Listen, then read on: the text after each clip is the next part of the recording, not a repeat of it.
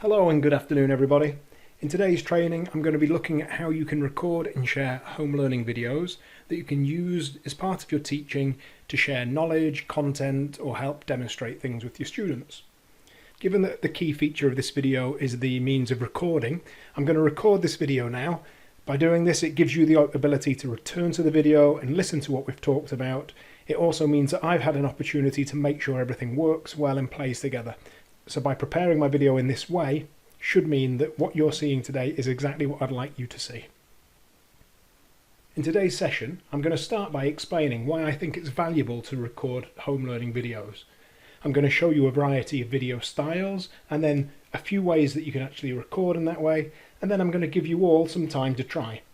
Now I've also put together a range of videos that I've saved as part of this team. I'll direct you to them at the end, but there will be time this afternoon for you to be able to open up different methods of recording, look at the videos I've made so that you can actually tailor this to meet your personal circumstances.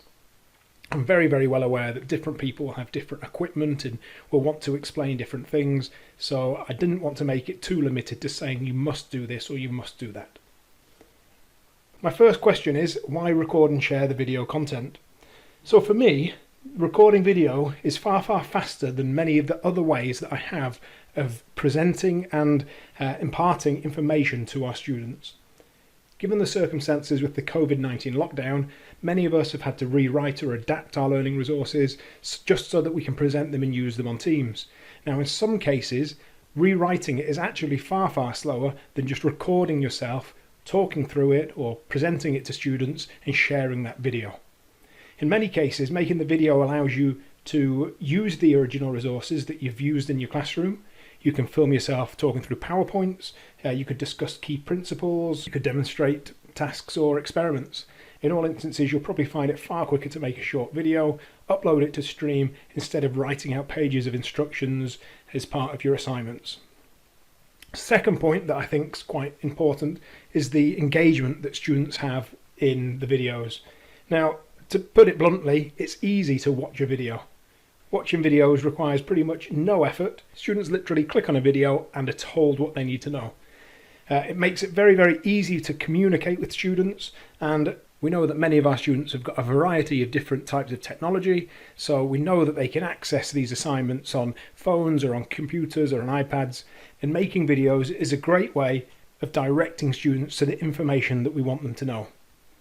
In design technology, we've actually had to launch the GCSE coursework during this period of lockdown, and we've used videos through that. We've had some very good feedback back from students and parents that just say that how easy it is for the students to watch and engage that information, and we're already seeing some really good quality work coming back from them.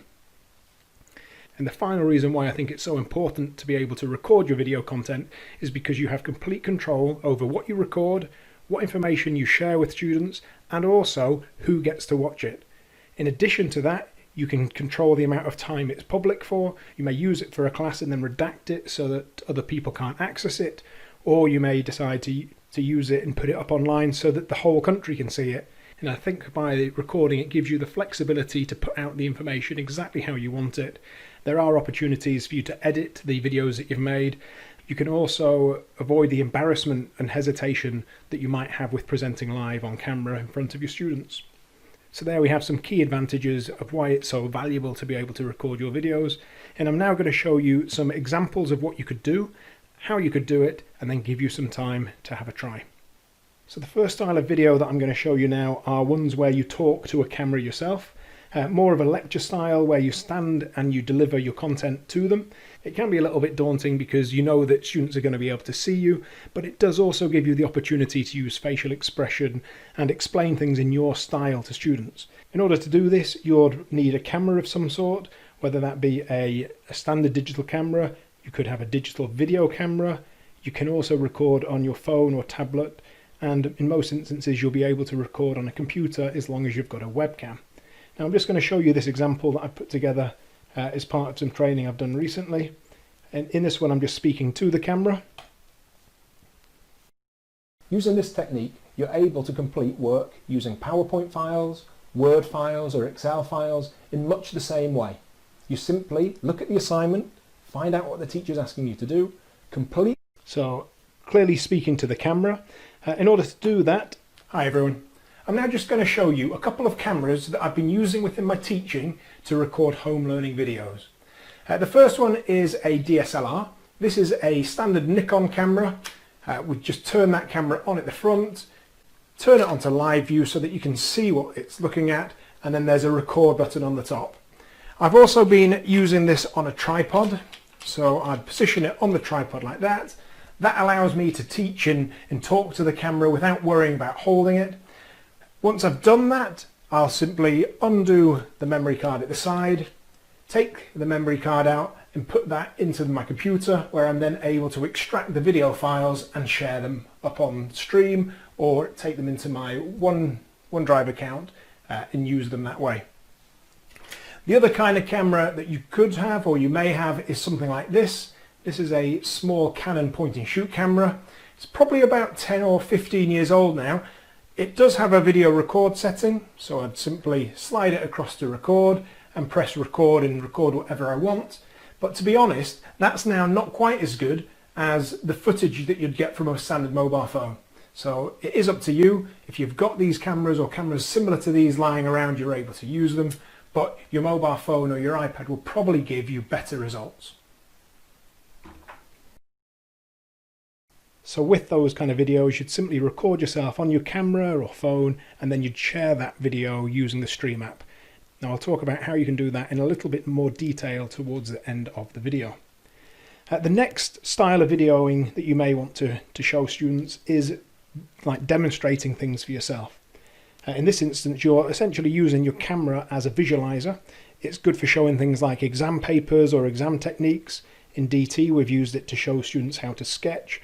And I imagine you could also use it for demonstrating practical experiments in science or other subjects where you want to get things out and talk about them to students.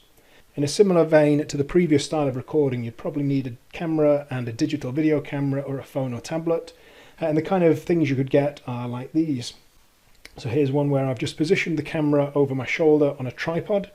I have previously done this using an iPad on a piece of wood that was stacked on a chair, so it is possible to rig up very, very simple stands for your phones or your cameras, but I put this into a piece of software where I just played it faster.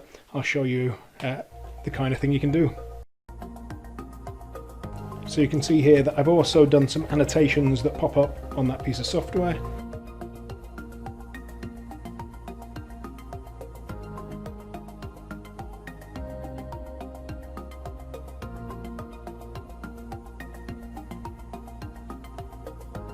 So during the completion of that, I actually sat on a table in front of a window so that it was really bright.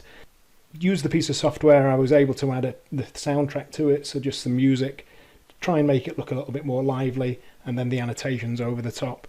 So I've been able to share that with students. I've made it once, but I'm able to use it again and again with different groups across the board in order to develop and explain how to do this style of sketching. You can also use your iPad in a way like a visualizer. So if I just play this. Hi Year 10. As you know, we've all been starting our NEA coursework in the past couple of days. Today I'd like you to have a look at the third concept, which is multipurpose spaces. In order to do this, you're going to write the name multipurpose spaces. So there you can see that I'm recording myself talking about a piece of work in front of me. That was a piece of work that I did, but it could be anything. It could be a piece of work out of a student's book. It could be an article in a newspaper. It could be a textbook that you're referring to. I'd probably try to hold that camera more still if I were to do that again. So perhaps like rest it against something or put it on a stand just so that I could keep the video still. But that was taken straight off an iPad, so recorded on an iPad and then sent over. The next type of recording I'm going to show you is recording your computer screen. Now in this instance, it's good for recording PowerPoints. In fact, we'll actually use PowerPoint as one of the examples to show you how you can record your screen. It's also good for demonstrating different pieces of software. You can record meetings on it, and you can also team teach in those meetings. So I'll show you an example of that in a second. There is something called Loom. Loom is another piece of software made by another company, but it's very, very good at presenting computer screen based work. I know that there's another training session today, so I'm not going to cover that, but I do advise you, if you are getting serious about recording things, to have a look at that, because it is a great way of recording with your own video at the bottom of it, opportunity to annotate and add effects. Just going to show you some examples. So this first one is recording a screen. This is me recording a CAD model. Up to features. Now these are both on the same sketch, but because they're not intersecting each other, we'll be able to get them to extrude together. So I simply say extrude boss base. If I drag this back in just to show you the height we're going is 4, so move that back out the way.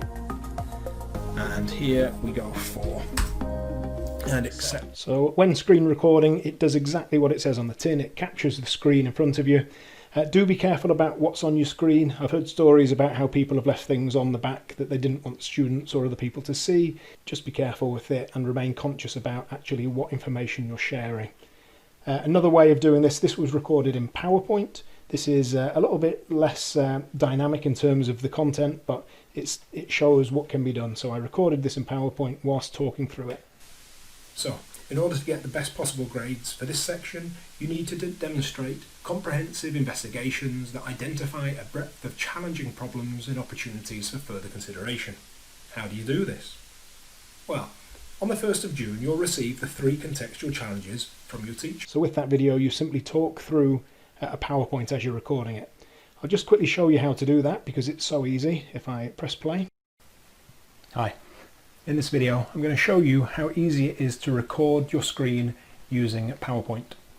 To start with, we're just going to open PowerPoint, select a blank presentation, and then at the top we're going to insert, and then we're going to come over to screen recording in the media box, and it will now give us this interface asking us what we want to record. For the purpose of this, I'm now going to draw a box around my screen just to show how this works. And at this point, I'm going to select I want to record the audio, I want to record the pointer, and then I click record. Gives me this dialog box to count down, and now I'm recording. Whatever I do during this time will be saved straight into PowerPoint as a PowerPoint video.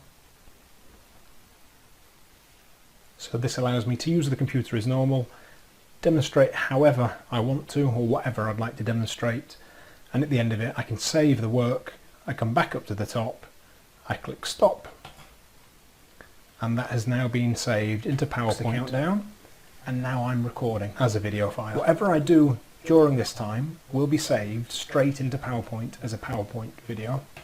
So there we go. Very, very easy way of making quick videos using PowerPoint. I hope you find a way of including that in your teaching. It is really, really useful, and it's a nice way of using your existing resources in this period of online learning. One thing I failed to say in that video is that you do need a microphone plugged into your computer, or you need to be able to use the microphone on your iPad. So that should be fairly straightforward. Most computers and laptops have a microphone or an audio in jack on them. If you don't understand what I'm talking about, please get in touch and I'll do my best to explain. So this next video is one that Nikki Stoko, Howard Stevens and I put together. We've done a series of these using a fantastic resource that Howard's made. I'll just show you this. This was recorded on Teams in one of our meetings. It's about unearthing those problems, and if you think back to the last video, I was talking about looking for statistics and statements that authenticate a problem, and I think for me personally, I would always expect that first paragraph in a design brief outlines those problems from the outset. Yeah, I think you're right. I think it really is shaping together the pieces. You need that contextual evidence. Hopefully that will play into the narrative that you've already said within page 1, 2 and 3. So you've already kind of explained your thoughts and talked about how you feel like these pieces of research could inform your project.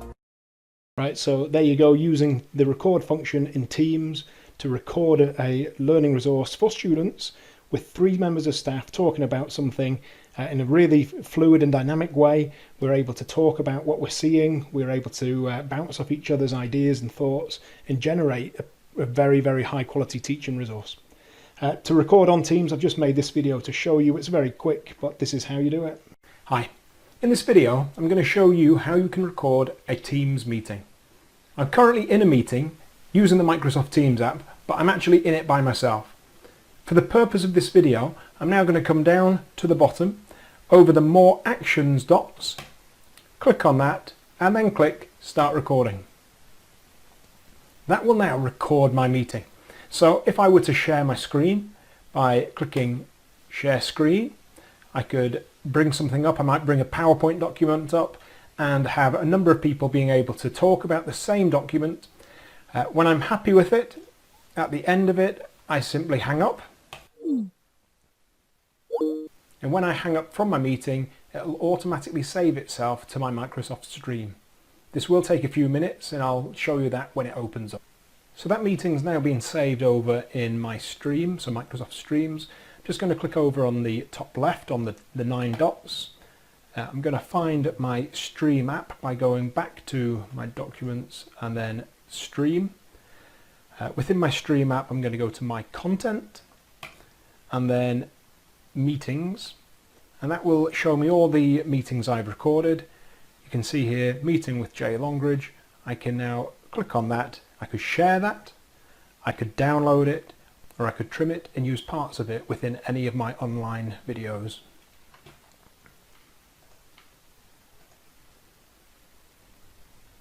That will now record my meeting. So if I were to share my screen, so I hope that's useful. It's a really nice way of giving feedback to students. It allows more than one person to talk about a piece of work or a project, and in that instance you're able to share that piece of work with multiple students so that they can see and all benefit from the same feedback. Thank you. If you can't find the Stream account when you go to your own Office 365 area, you may have to go to the More Apps and just type in Stream and find it. It's fairly prevalent within the Microsoft system. The final thing I'm going to show you now is how you could record your phone or your tablet screen. So in a similar vein to using your computer, this allows you to record PowerPoints, you can demonstrate apps, or you could look at websites. To do this, you need to use a screen recorder app. Now I'm actually using the Apple iPad and iPhone. It is built into them. I'm aware that Samsung Galaxy phones have something built in as well that you can use. In order to get that information, you would have to look that up online. Sadly, I can't demonstrate to do this on every different type of phone. If you do get stuck, give me a shout and I'll do my best to help you. So this first video recorded now on my iPad using the screen capture app. So as you're all aware, the Clips document came out this morning. The GL338 is essentially guiding schools, especially design technology departments, how to reopen following the COVID-19 pandemic. If I just have a quick look. Yeah, so quite an easy way of recording websites and talking over the top. With an iPhone or an iPad, it records into the microphone that's actually on the device. So it's a really easy way of recording and sharing content. If you've never used the screen capture method before, I'm just going to show you this video. This is on my phone and I'll just talk through how to set it up. Hi everyone. I'm just going to do a really quick video to show you how easy it is to set up screen record on your iPhone. This works exactly the same on an iPad. So I'm on my home page, I just click on Settings. I'm going to come down to where it says Control Center. Then I'm going to say Customize Controls. And then on my controls, I'm going to add screen recording. So that's near the bottom, it's the fourth one up. Just click on the plus and that has now added it to my control center. If I come out of this and back to my home screen, you'll see now that when I slide down and open my control center from the top corner, I've now got a screen record button. This is already active because I'm already recording the screen, so it won't let me record it twice, but you would just touch that as if you were taking a photo or a video. It will record whatever you do on your phone. At the end of it, you just swipe down again, open up that screen capture button, press it and stop your recording. So the recording that you've just made will be added to your photos and you can just access it as if it were a normal photo on your iPhone or iPad. So a really quick and easy way to capture the video footage from your iPhone screen. So I hope that's helped you think about the types of videos that you could make. Really the question now is, what would you want to record? What kind of things, what kind of videos would you like to make for your students? And also, what equipment have you got access to? In all of these cases, it's really making the best of what you've got. If you do have an iPad or an iPhone, they really are invaluable with this because they allow you to do pretty much anything. But you can also use a computer, you could use a more traditional camera, take the memory card, put it into your computer, get the files and share them. Whatever you want to do, I've now prepared a range of different videos that you'll be able to go and access.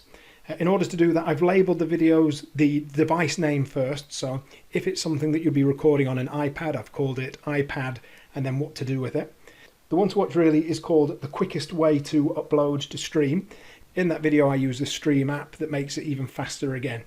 Now there's also a video that I put together that shows how to add the video to Stream and the types of control that you have over it. I'll give you now some time to have a look at those videos, perhaps have a play with this, and then I'll be around in this training now so that you can ask me any questions that you may have.